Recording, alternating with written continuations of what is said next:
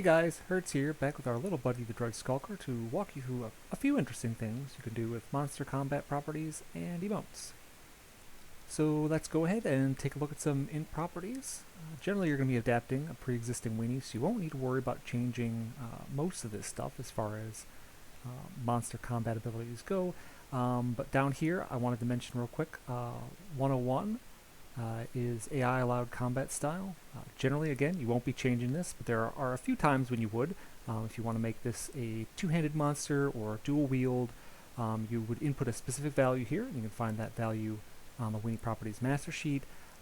There's another option for stubborn missile, which means that a monster will stand firmly in place and do nothing but shoot his arrows or quarrels or whatever. So int 68 is a targeting tactic. It's how monsters select who to attack out of a group of players. Go ahead and take a look at the various options we have. I'm not going to read every single one of these, but generally speaking, you're going to have your random values, last damager, top damager. Those are the ones you'll see in most base Asheron's Call monsters, but there are a few others, like weakest, strongest, and nearest, that can be useful in certain circumstances. As you can see, these values here, like a lot of the ones we're going to be working with, are a bit field, which means they progress from multiples of 2, 1, 2, 4, 8, 16, 32, 64, 128, etc. We can use these in an interesting way in the targeting tactic property. We can add them together, which is what we saw in our Drudge Skulker. We saw number 5 in our Drudge Skulker's targeting tactic, which means it's a mix of random and last damager. They were added together. And what that means is occasionally, about 50% of the time, when the monster checks for a new target, it will do so randomly, and the rest of the time it'll do so towards the last damager. So I went ahead and made our little buddy's targeting tactic 16, which is weakest, which means he's going to attack the lowest level player. And to demonstrate, I can show you with a summon. Summons are by default a lower level than I am, level 200. You see he switches right over, and he's going to keep attacking that until it despawns.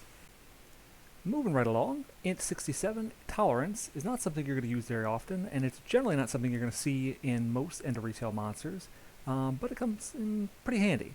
There are a few interesting values we can put in here. Put in tolerance 1. A monster will never attack us. No matter how much we attack it, it will never attack back.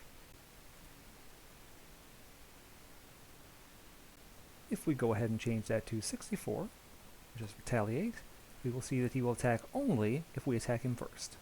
He won't attack us at all, but if we give him a little love tap, he gets angry and attacks us back. Probably the most interesting use of tolerance is tolerance 128, which is monster. This is what enables monsters to attack one another. For them to select a valid target, you have to set property int foe type, which is 73 right here.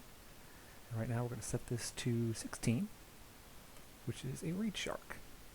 So with tolerance 128, he is not going to attack us, at least not attack us first. But if we go ahead and create an adult reed shark, you'll see that he turns and attacks it. There you go. One last note, since we're talking about monster types, we can also set a friend type. We'll set the foe type, and this time we'll set it to 16. And we'll see that if we attack the Drudge, the reed shark comes too. Just a few important bool properties related to combat. 19, as we saw in the previous video, attackable. Add that as true or false. 29 is no corpse. We can add this if we want to make it so the monster doesn't drop a corpse, and if he has any treasure or loot that he drops, it'll just drop straight on the ground. And last one is AI immobile. This is something we can give a monster, particularly like a ranged monster, one that casts or shoots arrows, where it won't move from its place at all. It can spin in circles, can still shoot and cast, can still be melee combat if you get up close enough, but it can't run towards you. So as far as float values go, we saw visual awareness range and the armor mods in a previous video, but we see here also some resists, which is another factor of damage calculation. It's not too complicated, we're not going to get into it right now. Float 55 is home radius. That's an interesting one. Basically, when monsters chase after a player, there's a distance at which they will stop and run back to where they spawned. This is one way we can set it manually, so let's give the home radius a 5. So if we sort of sidestep away from our little drudge friend here, eventually we're going to see that he will head on home. And he will do it again and again and again. And he heads right back on home. But if we stand up close to him within his home radius, he can attack us freely without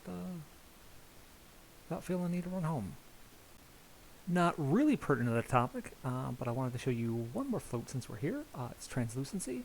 This can come in handy occasionally. As the name suggests, it makes monsters translucent. Give them a 0.5 and see what that looks like.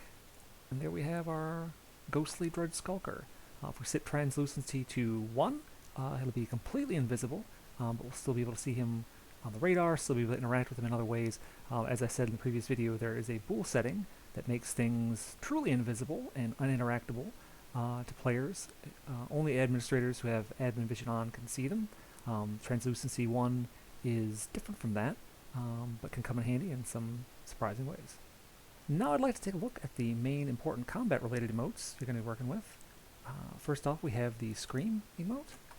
This fires off whenever a monster first aggroes on a player from its peaceful state.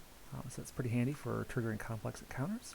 Say this drudge will scream, say hello, and do motion, twitch 1, which is the drudge dance, and let's make him something like cast spell 58, whatever that is.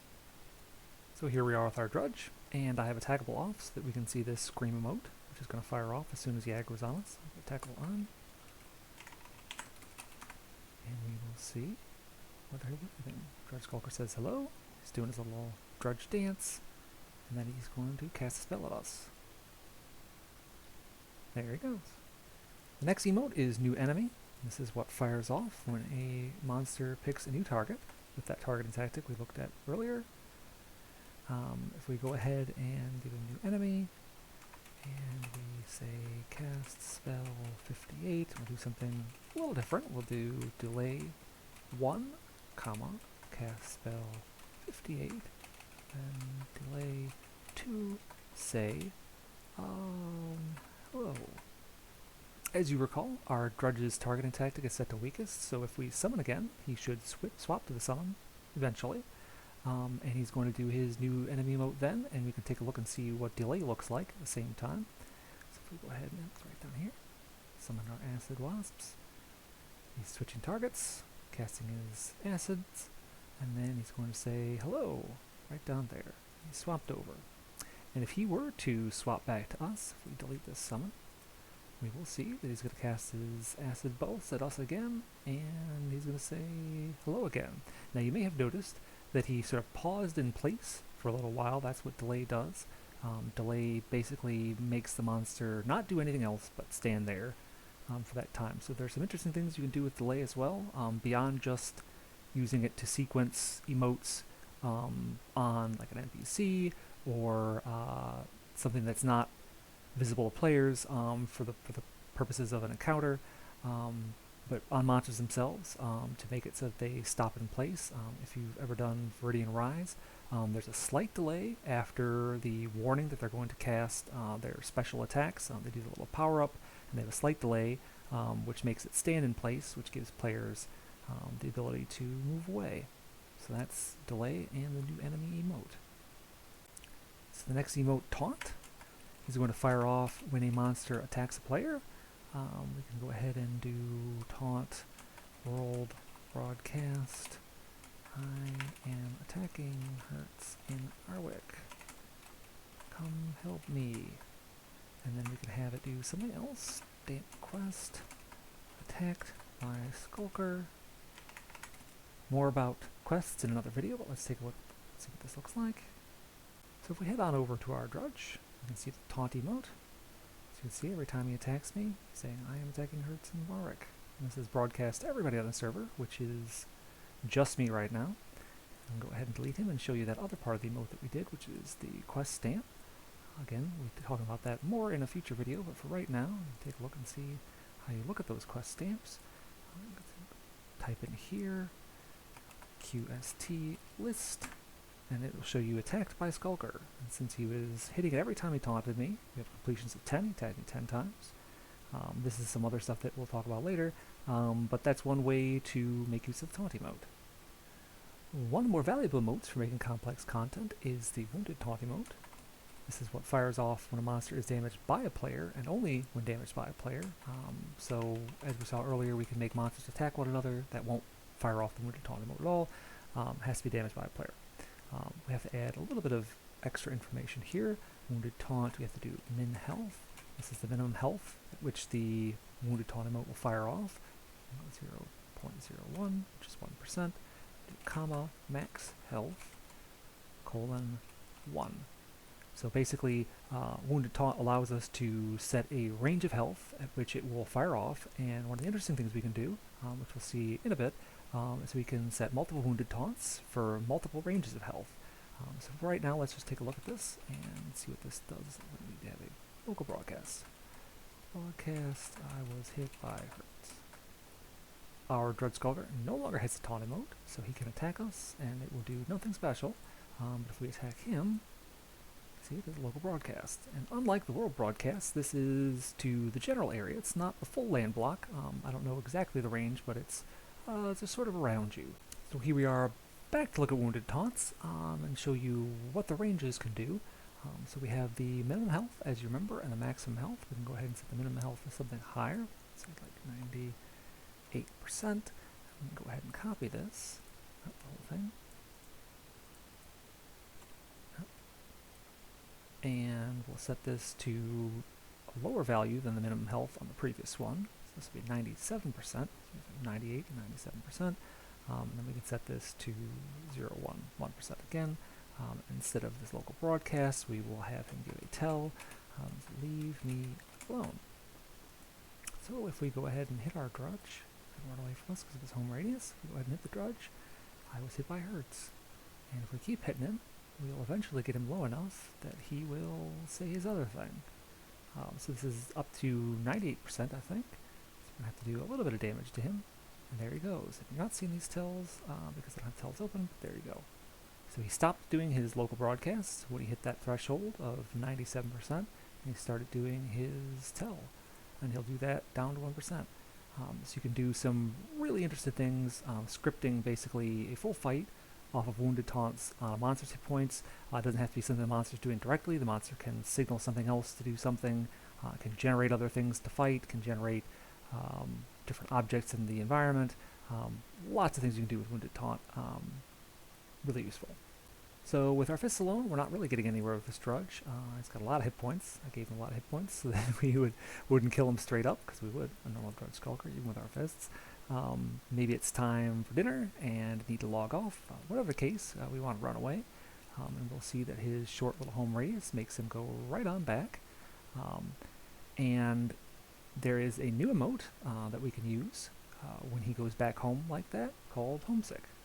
A monster will trigger Homesick either when it runs to the end of its range and goes back home, de-aggros, or if all the players are dead or portaled out for whatever reason. If it doesn't have a valid target, it'll Homesick then too. Lots of things we can do with Homesick. Do Homesick. For this case, we'll just do cast spell instant. Notice this, previously we were doing cast spells. Cast spell instant 6, which is heal self 1. So we see our little drudge attacking us, and we'll get out of the range. And he goes Homesick. As soon as he starts going Homesick, he fires off his emote. So he casts the little heal self before he even got back. Another thing we can do is have him kill himself. Kill self. Let's have him say something at the same time too. Say honorable seppuku. So we'll go ahead and run away a little bit. Yep, he kills himself and says honorable seppuku. Lots of interesting things you can do with Homesick. Homesicking an invisible or untargetable monster is a great way to reset a dungeon or some sort of scripted encounter. If all the players are dead, or portal out, or left, the monster homesicks, you can have it send a signal to reset the whole fight. Last but certainly not least, we have death, which we saw in the previous video. It's important to note that this fires off on whoever gets the kill credit rather than the killing blow.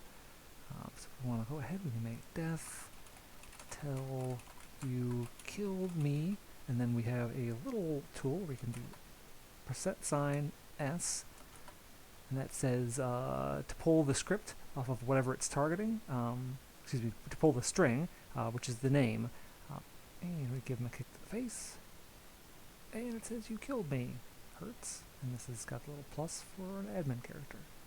So in that way you can pull the string of the name. If you've ever wondered how the Airlength Island World Broadcast pulls the name of the killer, that's how. So you can use that in your emotes as well. And so I hope that video gives you a general sense of some of the cool things you can do with monster combat property settings and emotes. Could do a whole lot of fun things. For the next video, I think I'm probably going to be doing a longer one on generators. It's a little more complex than what we've been doing so far, but I think before we get too deep into the subjects, we need to show you how to create monsters and create objects, and generation is the way that happens. So I'll see you next time.